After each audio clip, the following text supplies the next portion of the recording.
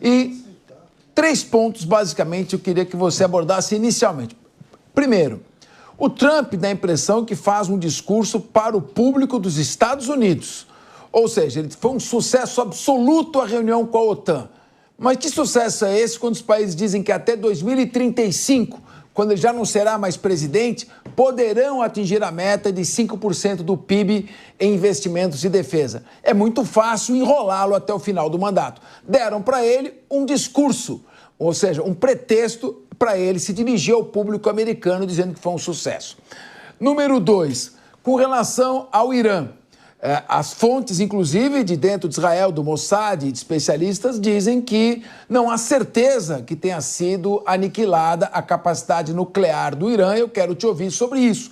Muitos dizem, inclusive, que já há urânio aquecido para pelo menos 8 a 12 bombas. E que ainda há possibilidade de que estados aí, rogue states, né, estados bandidos, como Coreia do Norte, por exemplo, e com todo respeito, Paquistão, cederem bombas já feitas, artefatos nucleares para o Irã. O que você acha disso? E o terceiro ponto.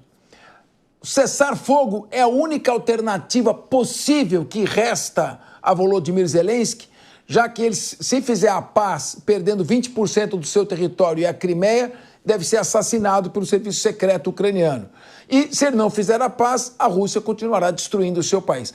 Quais esses 3 pontos, então? O discurso interno de Trump para o seu público, com relação à OTAN, a questão do arsenal, a capacidade nuclear do Irã e as alternativas à guerra Ucrânia e Rússia. Quero te ouvir.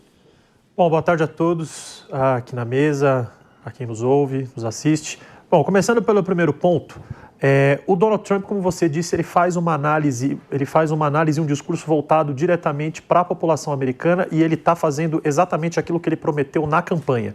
Ele já tinha prometido isso lá em 2016, na primeira eleição, e agora voltou a fazer exatamente da mesma maneira. Um ponto importante aqui, de fato, os Estados Unidos são quem mantém a OTAN, mesmo não estando em território europeu. Por quê? Desde que a Segunda Guerra Mundial acabou, quem sustentou, quem reconstruiu a Europa foi a OTAN e foi principalmente por meio do financiamento dos Estados Unidos, que é o país mais rico do bloco, que é, aliás, a maior aliança militar do mundo. Então, a chantagem dele, a gente tem que entender que o Donald Trump ele é um empresário que está na política. Então, o poder de negociação dele é sempre feito nessa maneira da chantagem. Quando ele fala para a Europa, se vocês não aumentarem as alíquotas de participação de vocês para 5% até 2035, se a Rússia quiser avançar em relação aos países europeus, vocês vão ficar sem a gente. E, de fato, sem os Estados Unidos, a OTAN é absolutamente nada. Tem um ponto aqui que exemplifica isso. A Europa sofre com falta de soldados. Ela tem mais armas do que soldados. Porque é muito difícil você convencer um europeu que mora em países que fazem parte da OTAN e que tem um poder de vida e tem uma qualidade de vida boa, é muito difícil você convencer essa pessoa da importância de se ir para uma guerra. Então, é um continente que sofre com falta de soldados. A gente vê, por exemplo, a Ucrânia, que não é da OTAN, mas está na Europa, que sofre com falta de soldados, inclusive. Né? Então, assim, e aí respondendo a sua pergunta, é uma vitória dele em relação ao povo americano, mas é uma vitória neste momento. Quando a gente fala até 2035, tem muita coisa para acontecer. Muitos desses países estão em crise. Eles podem ter que pegar uma parte dessa alíquota e passar para outras áreas mais importantes da economia, certo? E eu vou agora responder o terceiro ponto, que é a parte já que a gente está falando de Europa, né? O terceiro ponto, que é falando do cessar-fogo. É a única solução viável que tem para os Zelensky, sem dúvida alguma, porque nesse momento em que a Europa colocou mais de 30 bilhões a mais de ajuda para a Ucrânia, isso possivelmente não vai fazer com que esse território seja recuperado. Porque por mais que a OTAN tente ajudar a Ucrânia, nesse momento em que o Trump não está participando direto da guerra na Ucrânia, é natural que a Rússia tenha um papel mais importante e avance cada vez mais.